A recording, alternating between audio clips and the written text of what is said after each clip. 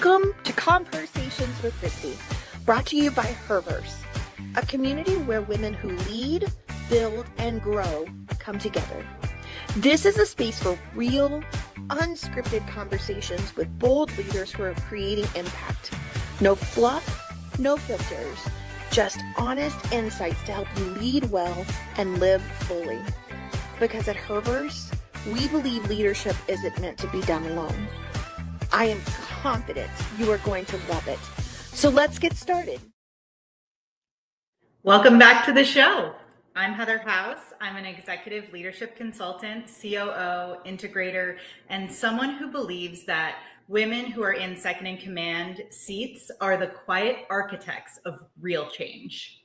And I'm Dunya Daikhi, a founder and visionary of Coaching with Dunya, helping female entrepreneurs build and scale their online businesses. Together, we've spent the past week soaking in all the energy, the laughter, and all the insights from the FEM Summit. And today, we get to sit down with a woman who made it all possible, the powerhouse behind HERverse and the FEM Summit, Kristie Clayton. Oh, thank you. I'm excited to have you interview me today. Well, Kristie, it's the Monday after Summit, and I know I spoke with you a little bit about this, but the emotions are still high, stories are still fresh, and this conversation is all about reflection, storytelling, and sisterhood. Kristie, we're so excited that you're here. How are you feeling now that the summit has wrapped? I am feeling like my heart is overwhelmed with just joy and gratitude and just this amazing feeling of knowing that all of these women came together and really had true impact with one another. So just an incredible amount of joy. I feel like my cup is runneth over. Kristie, what's the moment that's still replaying in your mind from the summit?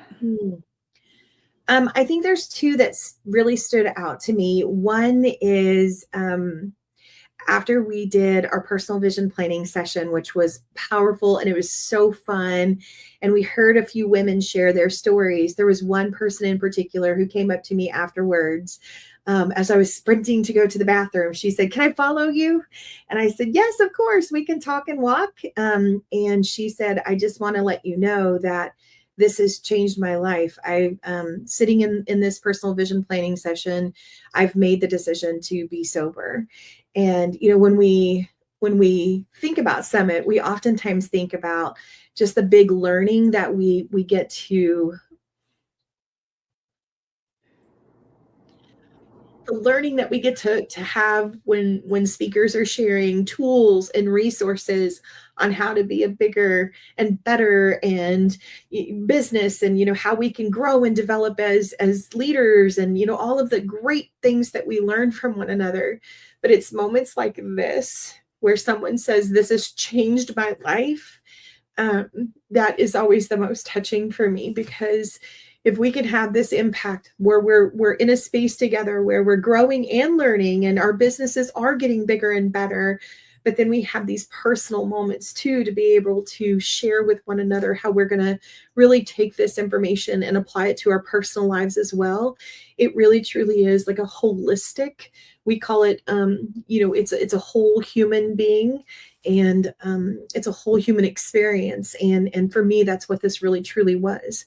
I think the other one that really stood out to me that just keeps replaying in my head is the women who so bravely and vulnerably and authentically shared their stories about where they are in their journey with being, you know, moms, or, you know, with young children, or, you know, those that are now in school. A couple, you know, shared that they were unable to have children, and then what it's like to be, you know, post children, right? Where you're now an empty nester. And, you know, hearing their stories, I heard so many people, you know, whispering that it gave them confidence. It gave them a feeling that they're not the only ones that are going through that journey, exploring what it looks like to be on this side, you know, and looking back and being so grateful for where they were, and so grateful for where they are. And then also just thinking through of like, what are the next steps to come? And I am in awe and just have the most admiration for the women who were sitting up on that panel who very vulnerably shared. And it was a beautiful moment to experience. It was the first time we've done something like this, and we will definitely continue to do the women's panel again. Yeah, it was amazing. So if you had to describe the energy of this year's summit in one word, what would it be and why? Oh, one word. Energetic would probably be the word. There was so much energy, and it's so fun. Yeah, and I love that you asked that question because women who have been coming for a while, we all kind of know what to expect with the dance party and getting to know one another. But I would say the women, like if it's their first time, we do share a little bit ahead of time so they're not completely surprised. But I think when they show up and they walk into that room and they're like, oh, it is a real dance party, and it's really electric. I think electric would be the word that I would use, because I would agree with that. Yeah.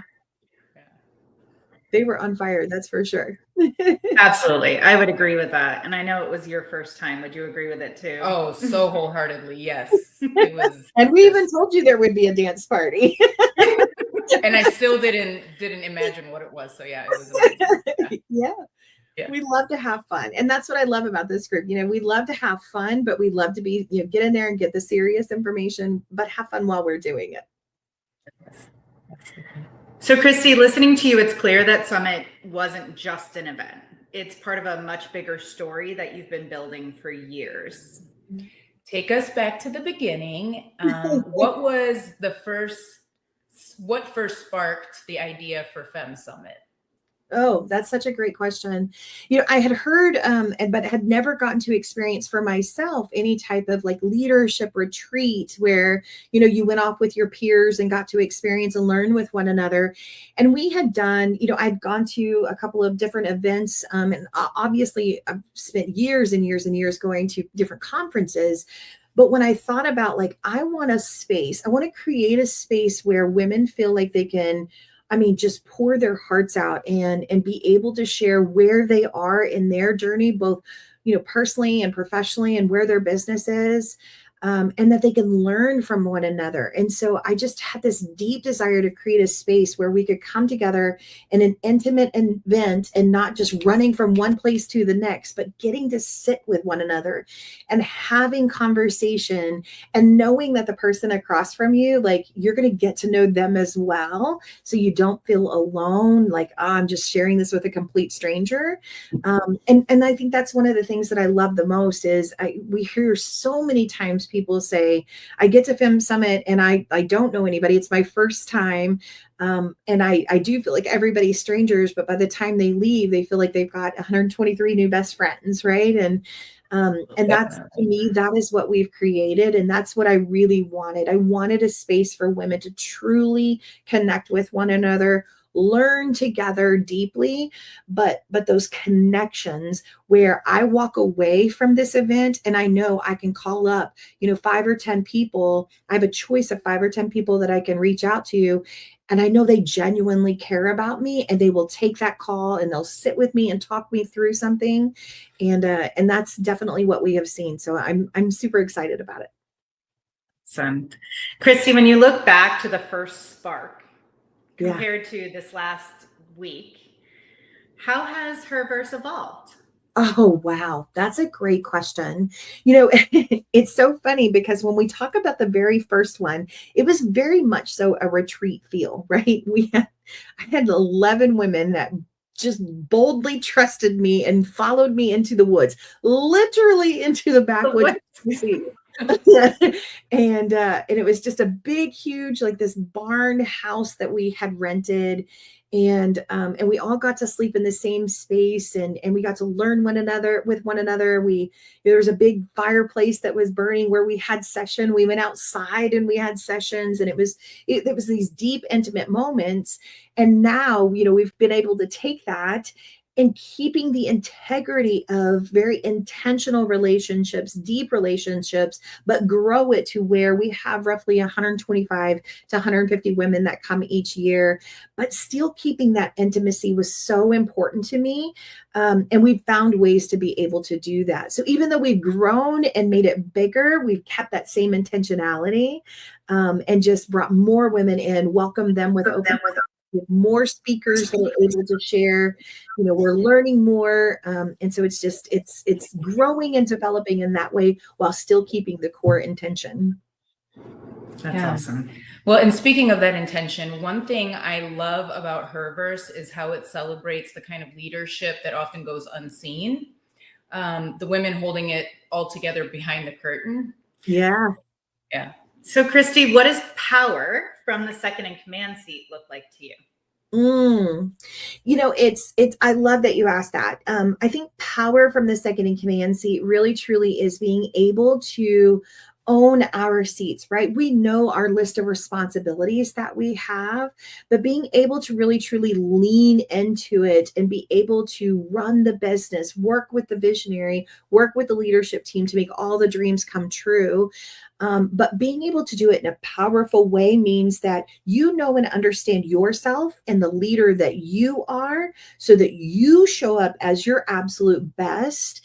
And ultimately, when you show up as your best, you're leaning into that leadership, you're elevating everyone around you and bringing out their best as well. So I would definitely say that's what it means to me. So what would you say are some misconceptions people have about being that number two? I think sometimes I hear things like, you are second, right? Or you're subordinate or less than.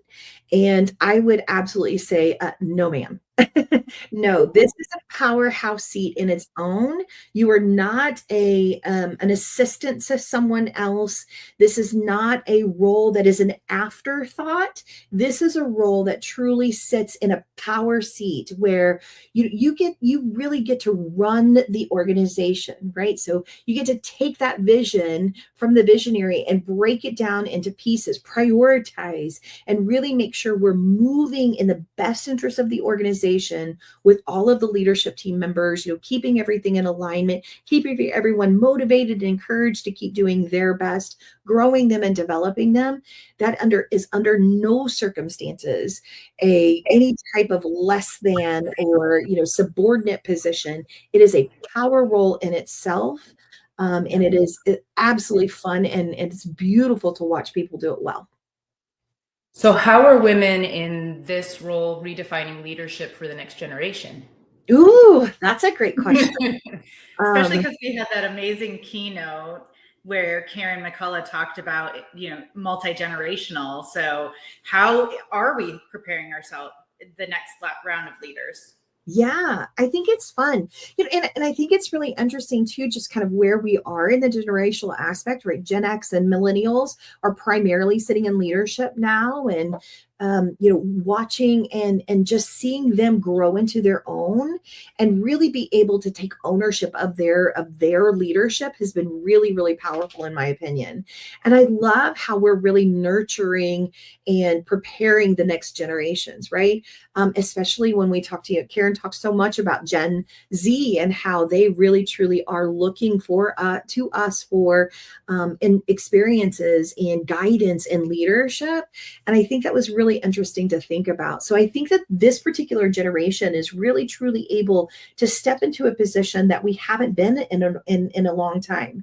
Technology has been part of our world since we were in high school and middle school, and some of us even elementary school. And so technology has always been such a big place for us.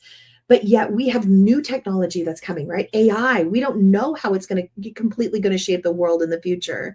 So I think right now we just have this huge opportunity to really nurture and guide the generations that are coming up next, while also being able to shape the future with the technology that's coming. And we really truly just don't know where it's going to lead. And so we're in this place of really being in that position. It's kind of fun, a lot of fun. So building a community like this inevitably changes the person leading it. And we know that you've been in the integrator role in that seat and now leading a fast growing movement. What have you learned about yourself as a leader through this journey? It's really funny because when I started FEM, I think I look back and realize that I was in a place of needing this community probably the most.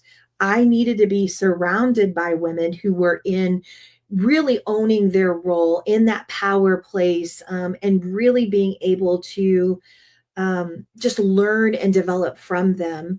And I think looking back on it now, it's fun and it's interesting to see how I was such a young integrator in my own self, and how I really grew. And it was the power of this community that helped me like skyrocket my learning.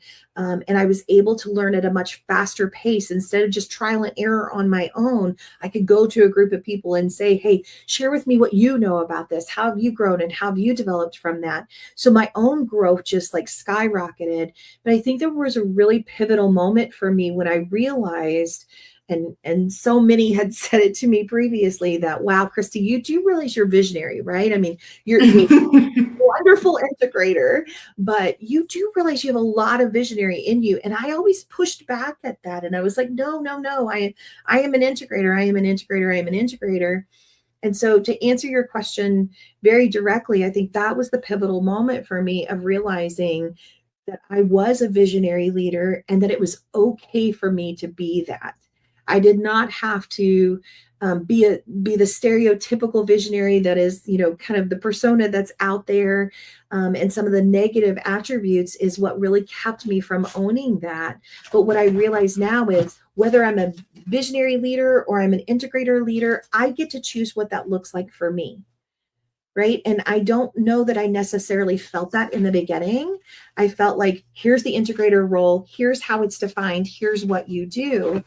But I get to bring myself to it. And so me being an integrator is very different than what another integrator looks like. And it doesn't make any of us right versus wrong. It makes us beautiful in our position of leadership. I love that so much. But I am going to take it a bit further and ask you, how has building HERverse stretched or reshaped you personally? Yeah, I will tell you, I being in the integrator seat, I was a partner of the firm that I was at. And so I've had ownership responsibilities before, but now with HERverse, I'm fully sitting in the ownership seat. And so entrepreneurship is a roller coaster of all kinds of emotions, and day to day is different. And so I think that is the one thing that I'm really learning and growing in, is how I'm a very structured person. And, I try to prepare and set up my days in advance so that I'm get in and I'm ready to go. But being an entrepreneur really does require flexibility. You just don't know what's going to happen on a day-to-day basis, and you need to be prepared for it all. And so I love that I'm getting to stretch and grow in that way, and become a little bit more flexible, and just reading the space and what is needed of externally and internally, sometimes my own self of, hey, what do you need today? And it's okay for me to step back if I need to, and take care of me. Beautiful. Yes. So good. So good. So relatable. So good. So good. So after a conference like the FEM Summit, it's impossible not to think about what comes next. What is the ripple effect of everything that you've been building and you've built? What do you hope continues to ripple out from this summit? Oh, that's a really powerful question. I'll start by answering it this way. What we have seen happen in the past is how it has truly changed people and their perspective, and that they're growing and really stretching themselves, to use your words. And there was one particular story that just touches my heart every time I hear it, because you hear me say it at the end of every episode, is being able to look back at, and honoring women of a past generation, being able to empower women of the current generation that's leading and guiding today, but then also inspiring the future generation. And it was in Nashville 3 years ago, that I had a woman walk up to me and she said, I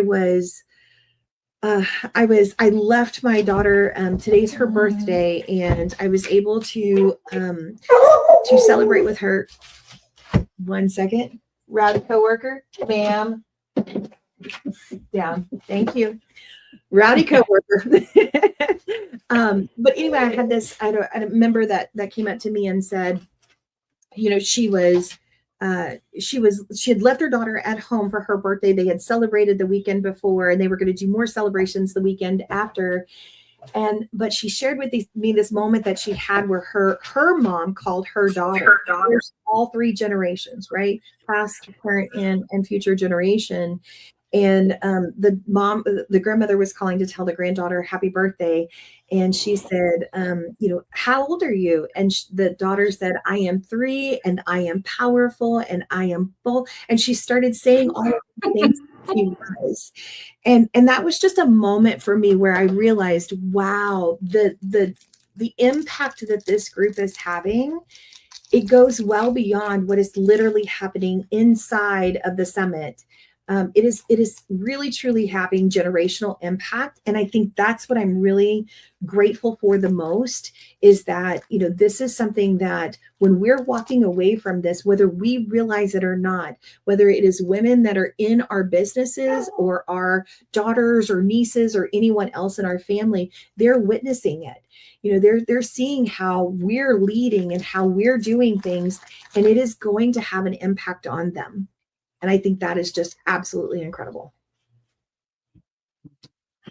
So Kristie, you mentioned honoring women of a past generation. What woman of a past generation are you honoring with the work that you're doing? I knew you would make me cry. I'm not going to do it. Without a shadow of a doubt, it's my grandmother. My Mimi was my whole world. I had the honor of growing up with her. And if you don't know her story, first of all, her name is Patty Milton. It is so important to me that her name is said out loud. She was about 6 months old when she lost her hearing. She had high fever, and back in the 30s, in the 1930s, that it was very dangerous when a child had high fevers, and it caused her to completely lose her hearing. She did not hear anything at all, and she lived in this beautiful world in the 30s, 40s, and 50s, where, first of all, it was just more challenging to be a woman. We didn't have nearly as many rights as we do now. And but to be a woman with a disability, that was, it was really hard. And I watched her, even in her 40s and 50s and 60s, she just overcame everything. And she did it with the power of community. She helped establish what is referred to as the Oklahoma City Association of the Deaf. It's a deaf community that gathers together, and they still do it to this day. Where they get together and they help one another. They're being in community and really helping one another grow and develop. They answer each other's questions. They do the same thing we're doing in just a completely different way. But I watched my grandmother and her best friend. They would go on. They would reach out to anyone and everyone who would listen. They were part of the movement that got closed captioning put on TVs. They were the ones that helped get interpreters brought in to be able to assist and help each other. And for me, watching her and knowing that she was part of that for her community meant so much to me. And so to be able to carry that on in my own way, I just want to honor her in that way. I want to continue her legacy. I think you're doing a great job. Yeah, absolutely. Really. What's one thing you do at that you do or wear to a conference that helps you remind yourself of your Mimi? Great question. I always remember her when we were at, the deaf community every week. She would just take this brief moment and kind of step back, and you could just see her kind of looking over the community and just making sure everyone was taken care of, and but also just being observant. And there's at least once every conference I try to do that too. I try to just step into the corner and just look out and realize, wow, this is happening because these incredible women are coming together, and the power of what they are doing with one another is incredible. And on a daily basis, I wear red lipstick to remind myself of her and her power and how bold and beautiful she was. She always wore this beautiful red lipstick, and I carry that on with me, and carry her through with me through that way. I love that so much, so much. I hope your community gets to learn from that story too, because I don't think everybody knows why you wear the red lipstick. Yeah. And speaking of community, how do you want women to feel when they think of HERverse a year from now? I love that. I want women to feel like they, first and foremost, like they belong here, that they have a seat at the table, that this is a group of peers that are coming together to truly support and encourage and be there for one another. These women are truly like authentic and genuine women who like truly care. They will follow up with you. If you ask for an accountability partner, they will raise their hand. Whatever you need, this community is there. And someone has the experience of something you're going through or have been through. And one of the things that I hear a lot is women who say, I thought I was joining this community so that I could learn, right? I was expecting to receive and receive and receive. And I was hopeful that maybe somewhere 5 or 10 years down the line, when I have some experience and am able to do things, that I'll be able to give at that point. But the beauty of this community is we all have different experiences. We all have different things that we have gone through. So there is literally day one where women are receiving. I'm asking a question. I'm asking for advice. I'm reaching out for someone to help me with something. But in the next sentence, I'm also able to share and give you, something that I've brought with me to the table. So it's such a beautiful give and receive community. And of course, Kristie, what's next for HERverse and you personally? Oh, I love that. So I think there's 2 big things that come to mind for me. Number one is that we are launching our in-person Masterminds. I'm so excited about this. If you are familiar with EO or Vistage or YPO or some of those groups, this is what that particular group is going to be like. So we have 6 to 8 women that get together on a monthly basis. They spend about 4 hours together. And we've spent the last 4 years developing this agenda to make sure it was really the right agenda for integrators. And they're going to be able to sit down with one another. They're going to do deep dive check-ins with one another, holding each other accountable. Hey, last meeting, you said you were going to get this done. Did you get that done? But then they're also going to be able to sit in what we call hot seats. And those hot seats are 45 minutes. Bring your biggest issue, your biggest opportunity, your biggest challenge, whatever it may be, and let us help you with it. And I think I've seen this happen so many times, but there's always 2 stories that really stand out to me when it comes to this particular part of the agenda, where women are coming to the table and they're like, I'm bringing this, and I'm not so sure how much help I'm going to get here. And then it's like this transformational moment for them. I'll never forget one woman who brought to the table, she was like, I think there's something wrong with my interviewing process. I'm not getting like the candidates that I'm wanting to get. I'm hiring the best of the best candidates, but I'm not getting the quality candidate that I want. So we, of course, dove into her interviewing process and what it looked like and what questions was she asking. But then somebody said, wait a minute, if you're not getting the quality candidates, they're already there at the interviewing process. What does it look like before that? And we started asking questions about, where are you posting, and what does the job description look like? And, is it attracting and repelling? And all of these questions, we dove deep into it. We spent 45 minutes diving deep into that. And then she came back a couple of months later and she was like, hey, of course she'd been showing up every month, but a couple of months later, she said, hey, I just want to share with you all, like I took all of these things that we talked about, reshaped my entire process, reshaped my entire job description. I redid my website where we attract people into the organization. Here's all the changes that I made. And oh, by the way, I ended up hiring not just one, but two people using this new process, and the quality of the candidates skyrocketed. And I was able to get two people in that worked brilliantly. And I thought, wow, what a beautiful way for us to be able to do that, because we could have stopped at the interviewing process. Right. But that wasn't enough for us. We wanted to go deeper, and we were able to really help her with that. On the other side, there's some women that we're seeing that are going through very personal things. So yes, we primarily focus on professional, but our personal lives bleed into our professional all the time. And, we had one woman who showed up and said, hey, I've been married for decades, and I think I'm getting divorced. I don't think my husband and I are compatible anymore. And we were able to just sit with her in that and let her share, let her get what she needed, which was just to get all of this out.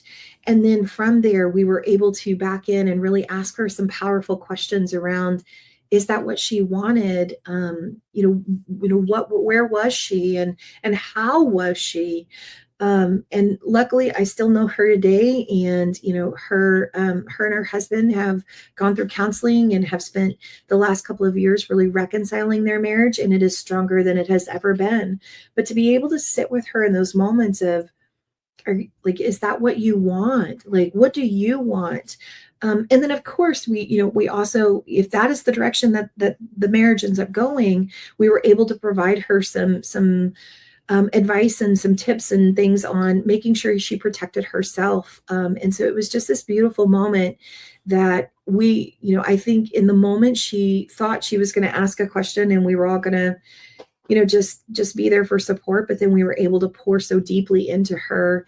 And it was just beautiful to witness. So that's one big thing that's coming up is the masterminds. And then the second big thing is, of course, we're doing Summit again next year. And I'm so excited. We are going to be in New Orleans next year. All of our speakers are already selected. Stephanie Day is going to be our MC. Myself and Jennifer Miller are going to open and close with keynotes. And we have powerhouse women. Heather, you're leading a breakout session. Angie Dianetti. We have Haley Nogler, Haley Plaster. There is a plethora of women that are just going to pour into this community again. And I'm so excited about it. So excited about it. I'm so excited. And the masquerade ball is always going to be, there's always the FEMI Awards, which is a beautiful opportunity to celebrate second in command leaders. And you always have fun themes for that too. Yeah. Oh my goodness. The FEMIs this year were so much fun. Denim and diamonds was our theme, and watching women show up however they're comfortable is always so fun. And being able to explore what their interpretation of denim and diamonds was super cool. So some people literally in jeans and beautiful sparkly shirts, and then others wore formal dresses with denim jackets. It was so much fun. And yes, Heather, you're right. I'm super excited about next year's theme. It's going to be a jazz theme, but it's a masquerade ball. So I'm really looking forward to that. I think it's going to be fun. Awesome. So Kristie, before we close this conversation and the podcast season with ConvHERsations with Kristie, we'd love to give you the floor.